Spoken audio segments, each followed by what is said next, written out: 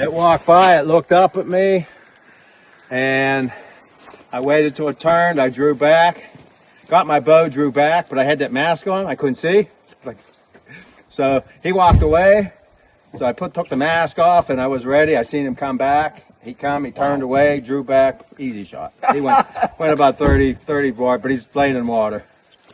So I put some napkins in the trees to find a path to him.